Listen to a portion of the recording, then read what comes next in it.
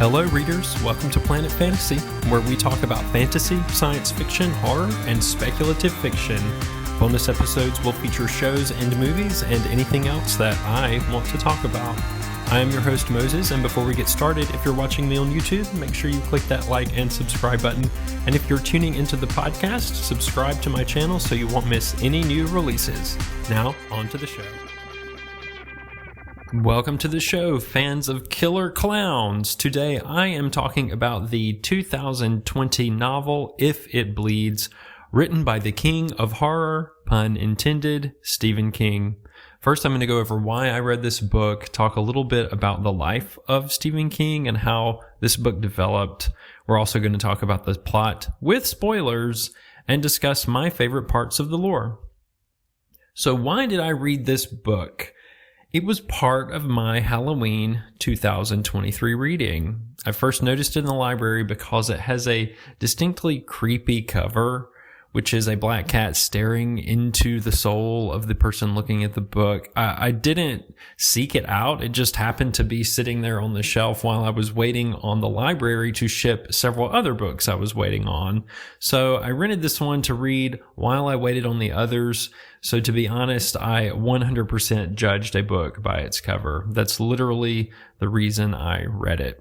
So my own history with Stephen King has been a good one. Before I read this one, I had read 3 of his other books, and they were The Shining, Under the Dome, and Salem's Lot.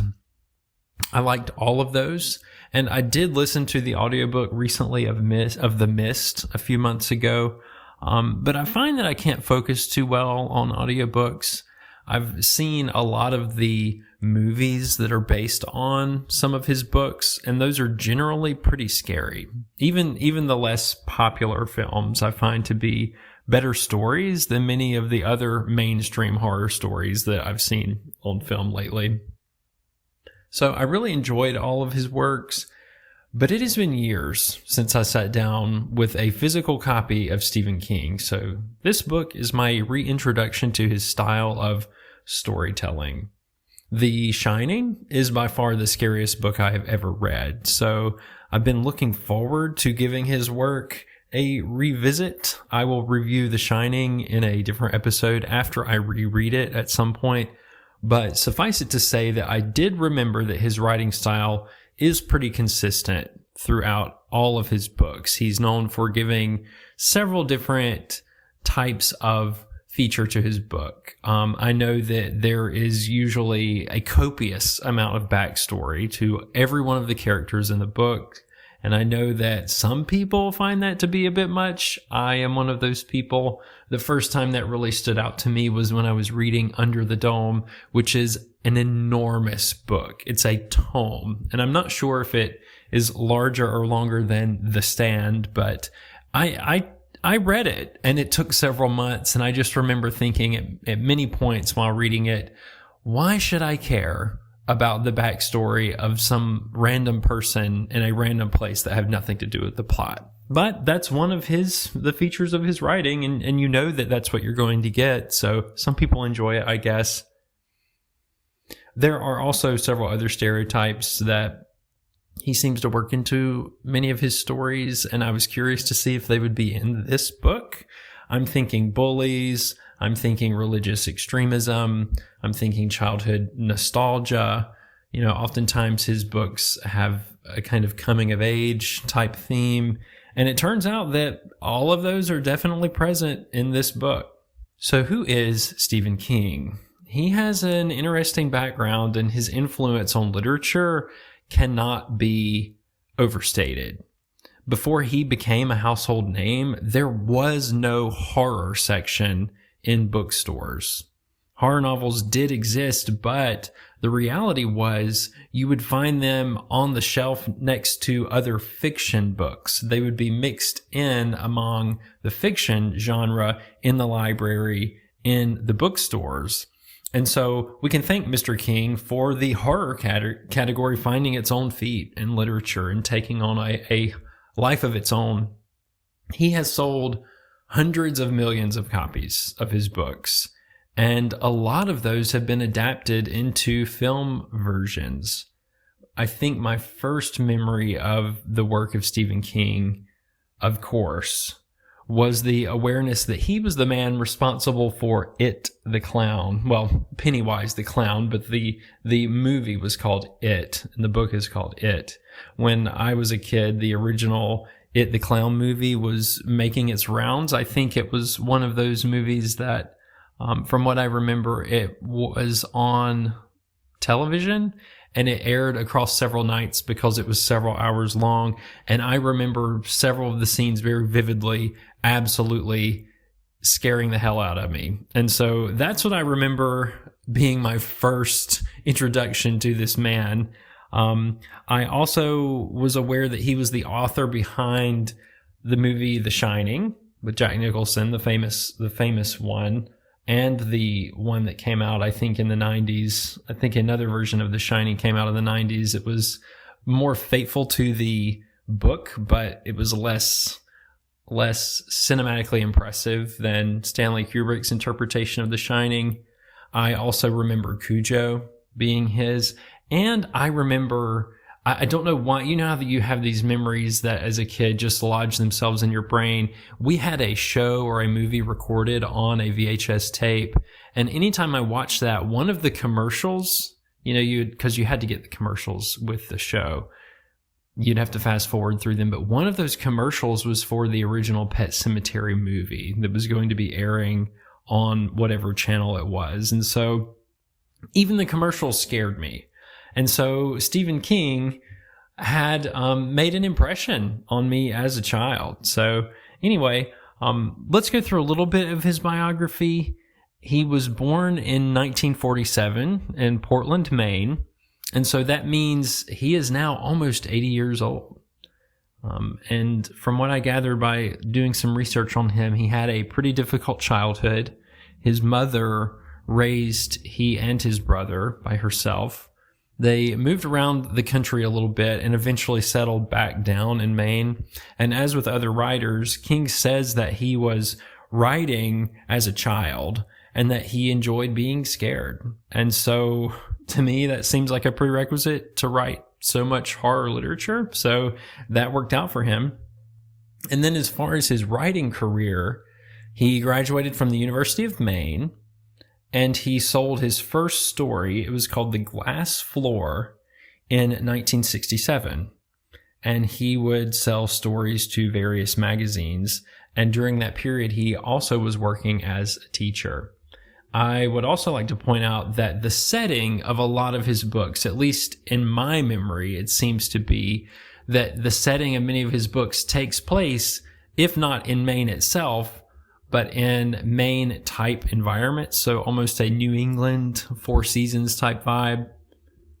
And so his breakout novel was Carrie, published in 1973. That's another one of the books that was adapted into a movie that was very popular. That was his first breakout story. It was his debut novel. And with that success, his career really started to take off. It only went up from there. I'll talk more about his life in later episodes because I will be reviewing multiple stories by King.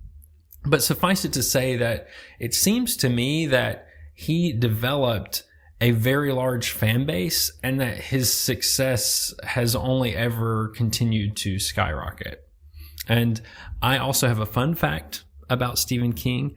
I have seen him in person, and I am ashamed to say that I believe that I may have personally caused him a slight inconvenience at the time. It's kind of an embarrassing story, and I will share it in my future reviews of his books, but just be aware that I have seen the man personally, and I often think about just how annoying I think I was for him. So let's get into the book itself, If It Bleeds. It was released right as COVID-19 was sweeping across the world, and it consists of 4 short stories. Well, he says it's 3 short stories and 1 novella, and they are called Mr. Harrigan's Phone. I'll go in the order that they are published. Mr. Harrigan's Phone. The second one is called The Life of Chuck. The third story is the longer one, If It Bleeds. and the last one is called The Rat. Now, what's interesting about this book is that although it's only 3 years old, there are media adaptation plans, or there were adaptation plans for all 4 of the short stories. So Netflix and Blumhouse released a movie based on Mr. Harrigan's Phone last year, where it received decent reviews. I've not watched it yet, but it's on the list. It's on my ever-growing list of shows to watch. But what's wild to me is that the rights for that one were purchased basically a month or two after the book was published. And then Ben Stiller is apparently working with The Rat. And then the one that I've found the most media information on is The Life of Chuck. And it was looks like it was originally in the hands of Darren Aronofsky. He was originally connected with that work, but now it's actually in the hands of Mike Flanagan, who created multiple very popular Netflix shows and worked on the movie adaptation of Dr. Sleep, which is the sequel to the Stephen King book, The Shining. And it was a very popular book. It got great reviews. That was released several years ago. And so it seems that Stephen King trusts Mike Flanagan to work with this. And so he's done several other things for Netflix. He did The Haunting of Hill House. He did Midnight Mass. The most recent release was The Fall of the House of Usher. And filming for that one just began in Florida. It's going to star Tom Hiddleston and Mark Hamill. So Luke Skywalker makes his way into this Stephen King short story. So that's cool.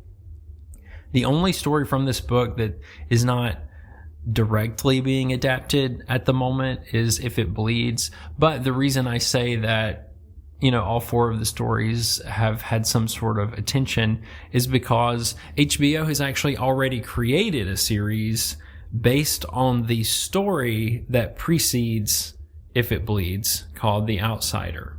I did not know this when I started reading If It Bleeds, but the short story called that is actually the sequel to a book that King published a few years ago called The Outsider. And so HBO produced a show based on that book.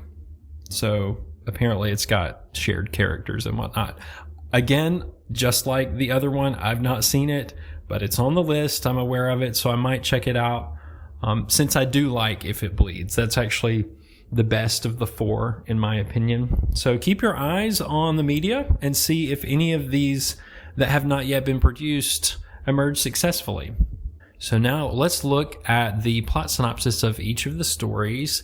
And remember, I'm going to be spoiling the main plots.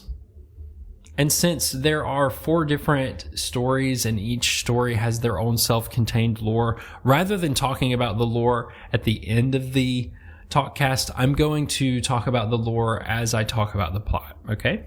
So Mr. Harrigan's Phone, it's the first story, and it begins by following our protagonist named Craig. We follow Craig's life through childhood and into adulthood.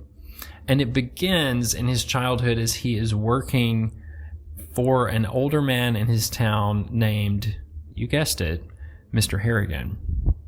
So the wealthy Mr. Harrigan, he hires Craig to come to his home and read books aloud and do some housework for him. But the primary thing he wants Craig to do is read aloud books. And so they do that for a while and develop this friendly relationship. Now, Mr. Harrigan has this tradition of giving Craig a lottery ticket randomly throughout the year as either holiday gifts or birthday gifts. I can't remember which.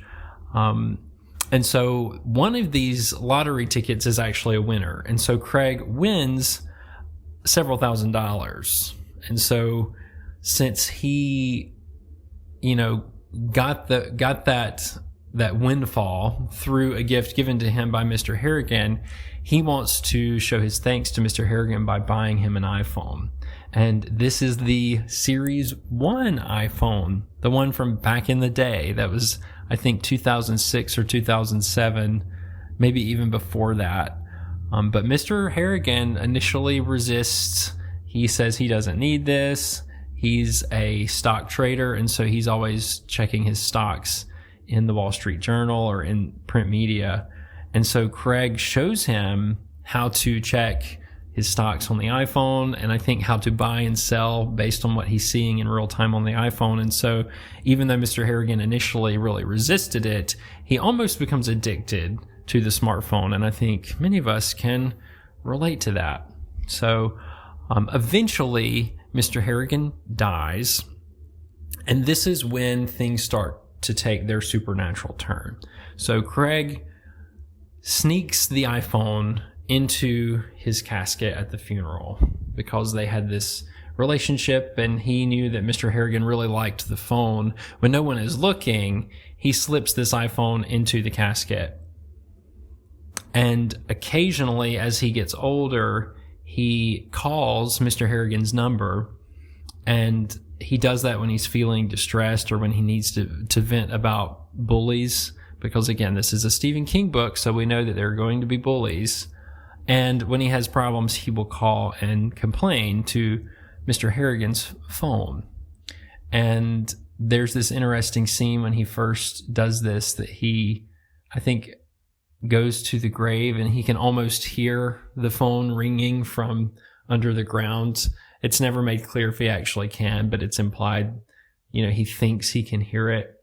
And for some strange reason, the phone never seems to die. The battery never seems to die. And so every time he calls, it goes to voicemail. And he leaves a voicemail and tells Mr. Harrigan the problems that he's having.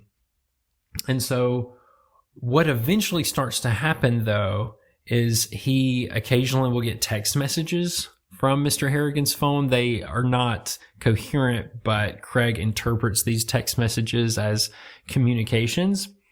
And he vents to Mr. Harrigan about several people. One was his bully, and there was another person that got away with a crime. And both of those people die really strange deaths shortly after he shares that with Mr. Harrigan's phone. And so there's this question that comes up, is this just coincidental, or is Mr. Harrigan in some way responding to his requests from the other side? So the way the story concludes is Craig throws away his phone into a lake, and he says goodbye to Mr. Harrigan. And I think the phone that he used to connect to Mr. Harrigan's phone was his original iPhone as well, his older phone. And so there's this period of time where he gets a new phone. For many years, he doesn't call Mr. Harrigan. But when he does, he uses his older phone to do that. So there's some sort of connection between the original phones. So I found it to be a strangely compelling story because the era in which it occurs aligns perfectly with my millennial generation. I remember when the very first iPhone came out, and before that there was the iPod, because there was a time where your phone was not your MP3 player. You had to have a specific MP3 player. And so you would have your iPod and your cell phone, and you would carry both of those around before they became combined. And even before that, I remember the basic MP3 players that were not Apple branded, and so much has changed since then. Our communication has become more connected, more immediate, and there is definite evidence that this is rewiring our brains in some ways. Many would say that that's for worse and not for better. But our phones do contain our memories now in some strange way. They are basically the record of our lives. We have in our phones, we have our photos with people that we love. We have voicemail, and some of us may even have voicemails on our phones of people that we love who've passed away. And yet we can listen to their voicemails or their audio notes on our phone. And so in a way, they live on in our technology in that way. And so I guess it's hard to say that this particular story has an established lore, but it is taking place near Castle Rock, which is one of the settings that Stephen King sets a lot of his stories into, where weird stuff happens. So I would say the story leaves it open to interpretation. Is he actually communicating with Mr. Harrigan? I don't know, but I was very impressed with the fact that he or his assistant who researched technology for this book has kept Mr. King up with how technology interacts with our lives. Next, we have the second story, The Life of Chuck, and it is divided into 3 different acts, and they occur for some reason in reverse order. So Act 3 is listed first, then Act 2, and then Act 1 for some reason. I don't know why. So the story begins, or rather ends, but moves in reverse. It begins with a school teacher named Marty, and he's driving home from work, and he sees this billboard with a picture of a man, and it says, "Thanks, Chuck." So Marty spends some time thinking about how life has been recently changed for the world, because bizarrely, society for some unknown reason is starting to break down in Marty's world. You get the idea that it's on the cusp of a post-apocalyptic type setting, even though you're not really sure why. So it's reported that in Marty's world, there have been earthquakes, and the infrastructure for some reason is starting to break down. And so it sounds like the apocalypse is nigh. Places are starting to lose electricity, and even when he gets home from work, his Netflix account or maybe his satellite, whatever he's watching on TV, shuts down. And so technology, for whatever reason, is starting to give out, and it's described as if nothing is being repaired for whatever reason. And yet, radio stations and billboards are reporting that they are celebrating 39 great years of Mr. Chuck Krantz.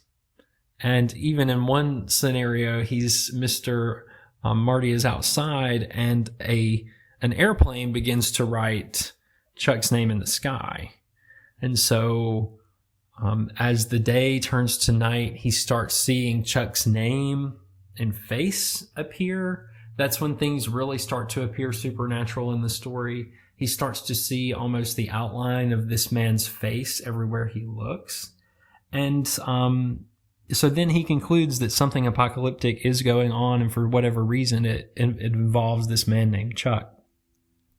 So what Marty does is he meets with his ex-wife. Her name's Felicia. And then the chapter, it's still the Act 3, but the chapter randomly cuts to a family in a hospital.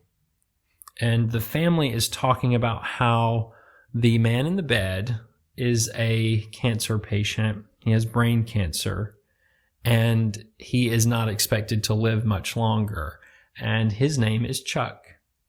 So the perspective shifts several times between Marty in his collapsing universe and Chuck, who is dying in the hospital.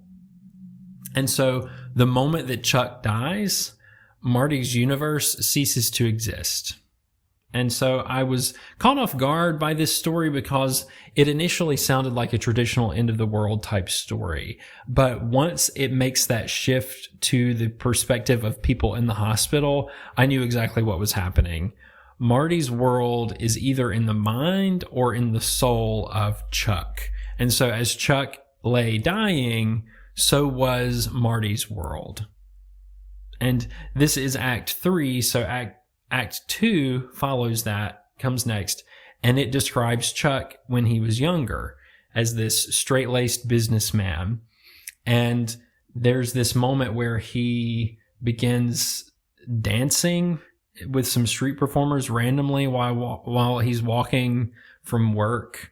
Nothing supernatural happens, but it describes the feelings that he feels to randomly start dancing with these buskers that are performing in the street, and then they go and perform elsewhere in the city. And in the end of that act, he acknowledges that he's starting to develop a headache. And so that's the only connection there to Act 3.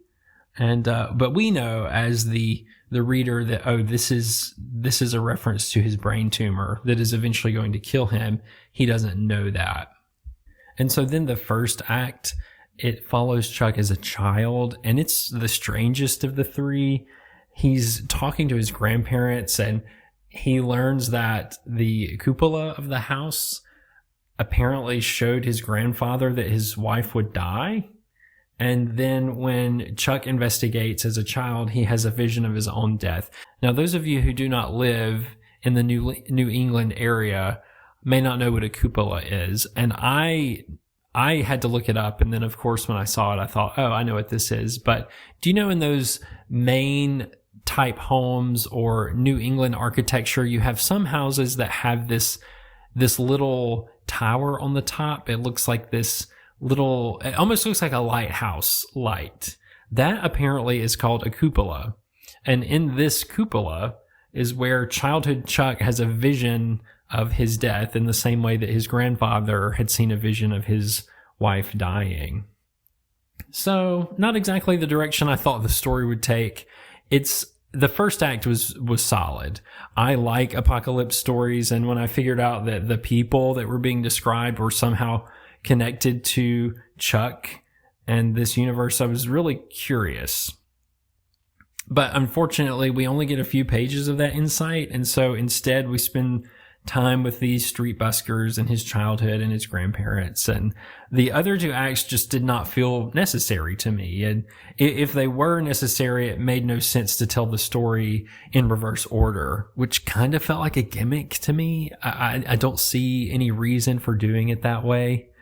I mean, maybe I just don't get it, but I can see how it would be interesting if something in the narrative gave a reason for why they were out of order, like if they were documents that were found at different times or something. But instead, we know exactly what's going to happen by the end of Act 1. And I love the visual image of a collapsing world as a person passes away. I think this will translate well to film.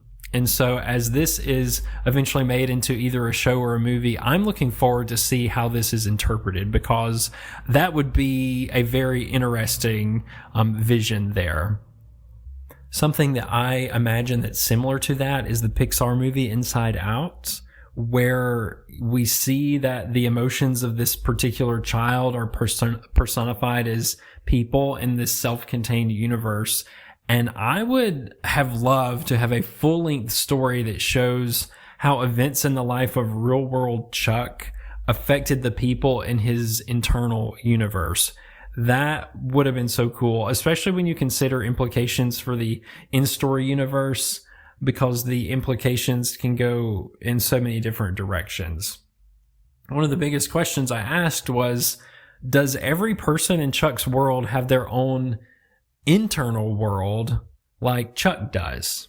So does Marty also have a universe in himself that would be extinguished when Chuck dies, assuming that Marty dies when Chuck dies? Is there a chain of infinite regress where each person has a universe upon universe upon universe in their mind?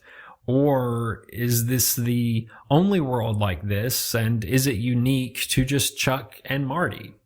I really enjoy the image there of the people in a dying person's mind rallying or decaying in accordance with that of their master. And if so, what does that look like? What would it look like if Chuck had Alzheimer's, or if Chuck suffered some sort of trauma to his body? How would that affect the internal world that we see Marty inside? So it makes me think of the microscopic elements of our bodies, how our bodies host an infinite number of creatures that we aren't even aware of, and yet they depend on us hosting them. And so it reminded me of this YouTube video I watched once where I was sick and I wanted to see, I think I had the flu. And so I just got on YouTube one day and typed, what does the flu virus, how is that expunged from the body?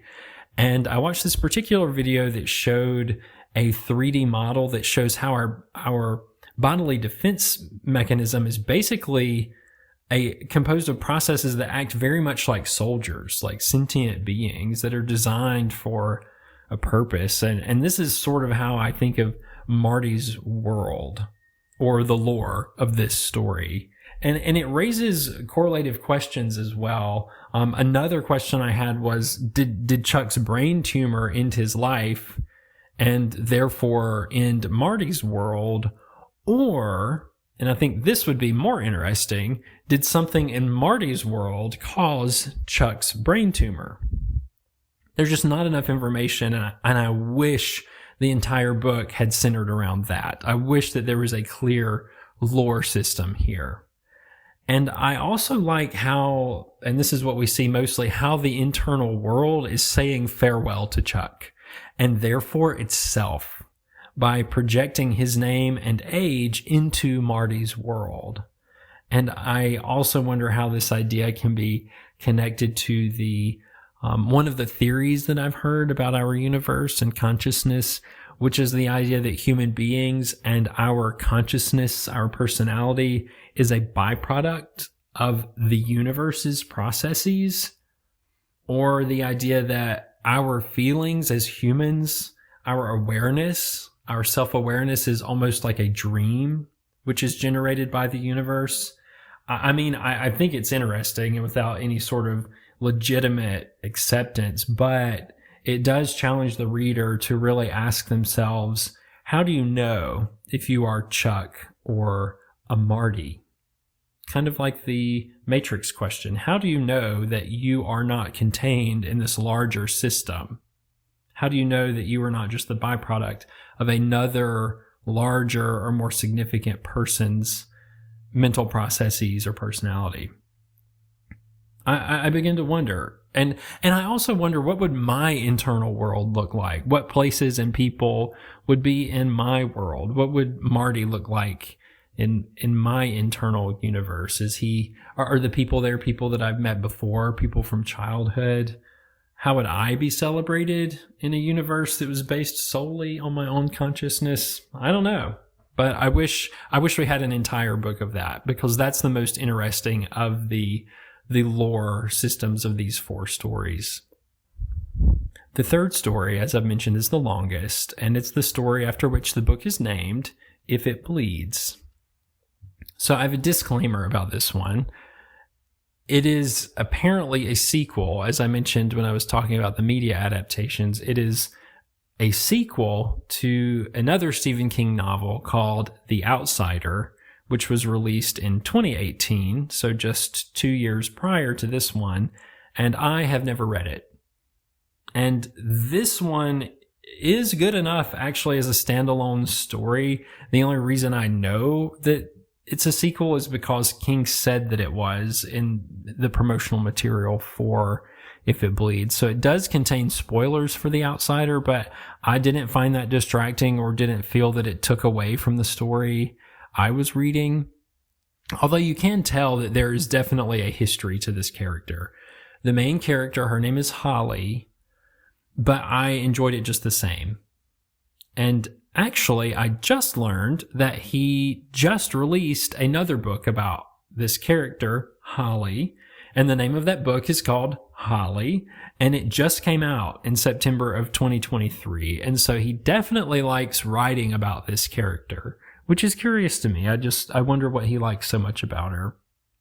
I think this is the scariest of the stories in this book, even though the others are not really scary. But this one has, I think, some of the creepiest moments, and I felt pretty distinct dread build up throughout this one. And so if you're looking for scary and you had to choose one of the 4 to read, it would be this one that I would read. So the story follows Holly. Her name's Holly Gibney, and she's a private investigator. And it's about this encounter she has with a creature that is able to change his appearance. And I did not expect the story to take that turn, because it actually begins in a arguably scarier way. And that is that there is a terrorist attack on a middle school. This man who appears to be a delivery driver drops off a mysterious package at the front office, but it's unfortunately a bomb, and it explodes and it kills multiple people and children. And so I felt pretty gross and creeped out when I realized what was about to happen. But fortunately, the story actually does not dwell on the carnage. It cuts to Holly, and she's watching the news media cover the story. And she notices that one of the newscasters, his name is Chet, he has this bizarre, uncanny appearance. He was immediately at the scene, and she just feels that there's something off about him. And the way that I can describe that feeling is, you know, when you look at an AI generated video, if it's a human talking,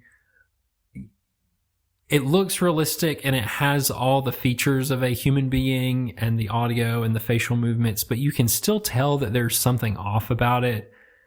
That's kind of the feeling that Holly has about looking at this particular newscaster. And so she talks to her therapist about this, and it goes over the basic plot points from The Outsider. And that's where we find out that she has apparently before met this alien type creature, and it tried to kill her. And she called it an outsider. So she is telling her therapist all this, fully aware that the therapist is going to believe that it's all in her mind. But she asked her therapist to let other mental health professionals know that this was her experience, in case they meet other therapists who have met similar people that had her experience.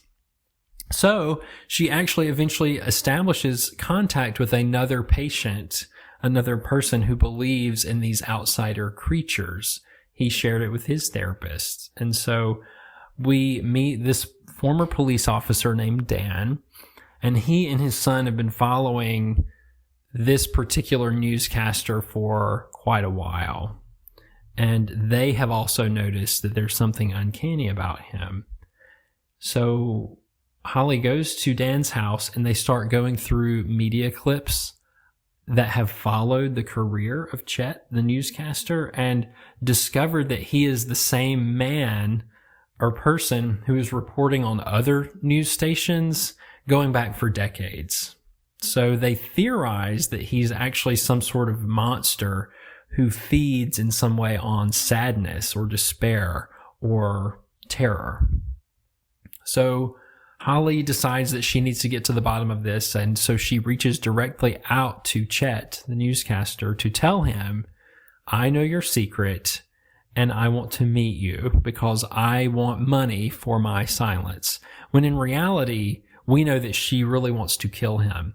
Remember, she's had this encounter with one of these creatures before, and she knows that he's dangerous. And so she meets with him in the food court, and they decide, these are the terms. I want you to come to Holly says, I want you to come to my empty office building where you will give me money. And that's where he confirms to her that yes, indeed, he is not human, and that he does in fact feed on the despair of other people. Holly asks him if he's ever staged a tragedy before, and he says no, this was his first time, but Holly suspects that he will in the future cause more carnage. And so she decides that she's going to kill him. So eventually he meets with her at her empty office building. She ends up pushing him down an elevator shaft and kills him.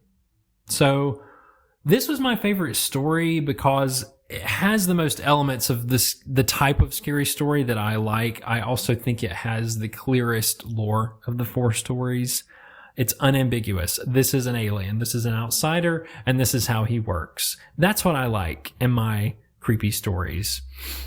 And just like Mr. Harrigan's phone, there are also technology elements mixed in with this. There's this side story where some of her friends are worried about her, so somehow they track her smartphone, and they end up helping Holly at the climax because they track her to her meeting with this creature and help her out in the conflict. And there's also this other story beat that I found less interesting, but I appreciated it overall. And that's the question I think we all have now in the current state of affairs, with the question of what role is the media, and what role do newscasters play in the violence that we see in our world all of the time now. It raises the question, has the world always been this violent and we just didn't know about it until the 24/7 news cycle created by video technology and news media? Or are the news media actually causing an increase in violence through sensationalizing stories like this? I personally think it might be a bit of both, but I have wondered before about the morality of a newscaster who seems to really relish tragedy. And it makes sense if, and I think in terms of the sci-fi question here, if you were an alien that fed on fear, then it seems to me that the perfect profession would be the news media. So finally, the last story is called Rat. And it's, I think, one of the shorter stories. It follows a man named Drew. And this is it seems to me another self-insert by Stephen King, because I'll give you a chance to guess, what's the occupation of Drew? You guessed it. He's an author. And guess what? He's an author struggling with writer's block. So Drew is the main figure of our fourth and final story, Rat. So the plot is simple enough. Drew travels to his old family cabin, and he remains there during a terrible storm against the advice of his wife so that he can finish this book that he's working on. It's a Western book that he's really struggled with his writer's block, but he feels this inspiration to go and finish the story in one sitting or in a several week period. So he goes to the family cabin with the intention of finishing this story. So the supernatural begins during the night in the middle of the storm, where he hears scratching at the door. He opens the door and there is a dying rat on the doorstep.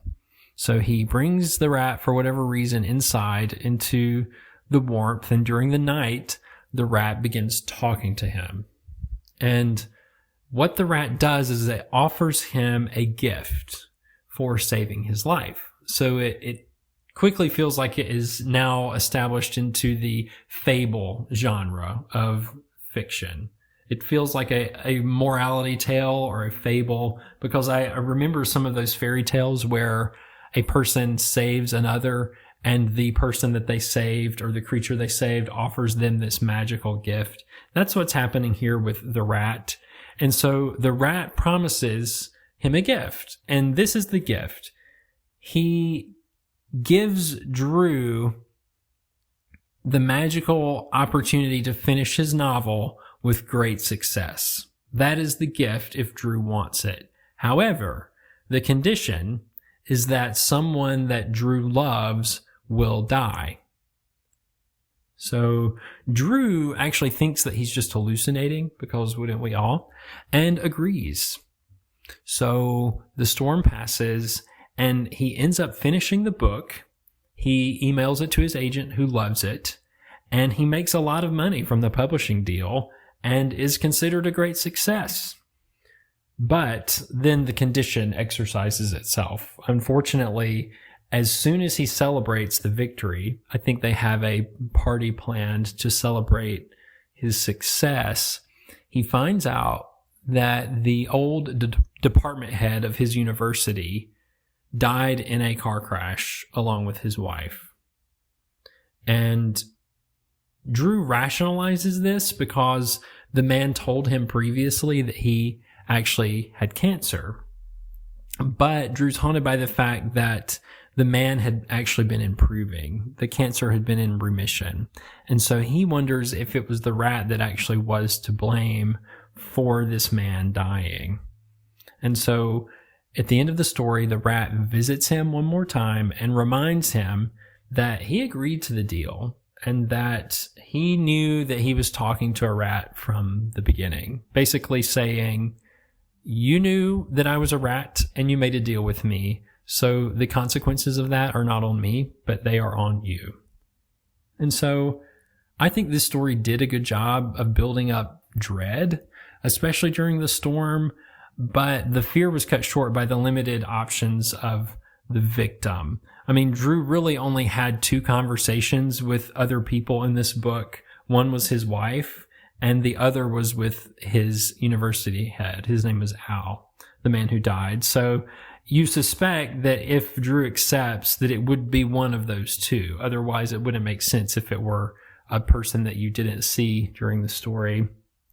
I thought it was an okay read, but it follows that formula of asking the reader to consider if the rat was real or if it was just one of Drew's dreams or hallucinations. But if it was, then was Drew actually responsible for the death? It's not the most original story.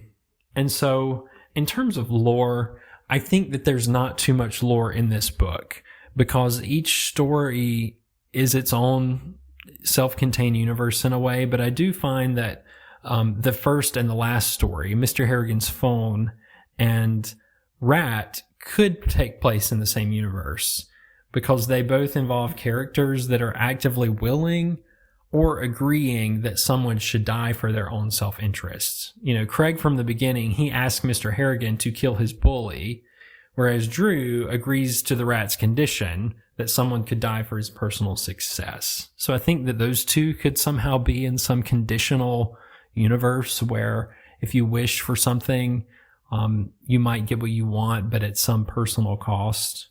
But it's also the case that the first, second, and fourth books are all totally in the mind of the main character. That nothing supernatural is happening at all, but they simply believe that it is.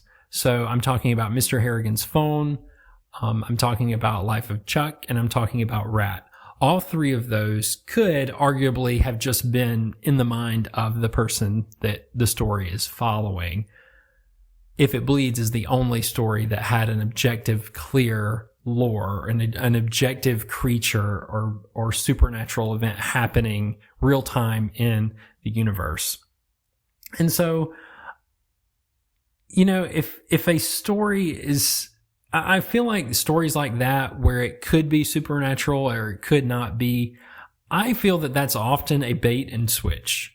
I'm not crazy about a story that sets up for supernatural horror and then wants to convince you that it might not actually be supernatural. I want the story to embrace the crazy. If it's a horror book, make it a horror book. If there are aliens, make them real. If there are ghosts that hurt people, make it clear. You know, if there's a rat that is magic and does supernatural wish making, whatever, like just lean into it. Don't try to make me feel like, ooh, is it in their mind or not? Because that feels kind of, like I said, a bait and switch. And, you know, another reason that I'm not crazy about that trope is because I find it an easy way. Like it's hard to develop a lore for a universe if that's the case. Is it real or is it not? I don't know. Therefore, I can't identify the lore and the things that make self-contained universes interesting. And so the best story in my mind was If It Bleeds, and I'm sort of intrigued maybe to read The Outsider at some point, but no promises there. So my assumptions were correct, I think. There are some classic Stephen King plot points there. You've got your bullies. You've got your commentary on American religion that was in the first book, Mr. Harrigan's Phone. You've got lots of extra details and conversation that may not be necessary to the plot. You also have a storm. That's a Stephen King trope. You've got a writer with writer's block. So I guess what I'm saying is if you like those features and you like those tropes in Stephen King's work, then great. This book is right in line with exactly what you want there. So My conclusion, the stories are not my favorite, but I will say that if you want stories that do linger about the question of death, what is death itself, or what is it like to know someone that dies or be afraid of dying, then these books are just fine. And I say books because they're 4 stories, but this book is fine for that. If you are looking for a traditional horror story or a scary book that raises the hair on your neck, maybe look at a different book of his. So check out Mr. Harrigan's Phone, or check that out on Netflix, I guess. You can also check out The Outsider on HBO, and keep your eyes open for the Life of Chuck adaptation, and look out for Rat from Ben Stiller as well. As always, thanks so much for joining me on Planet Fantasy. If you like this episode, check out my others, share them with your friends. Don't take my word for it. Keep doing your own reading and have a great day. Happy reading!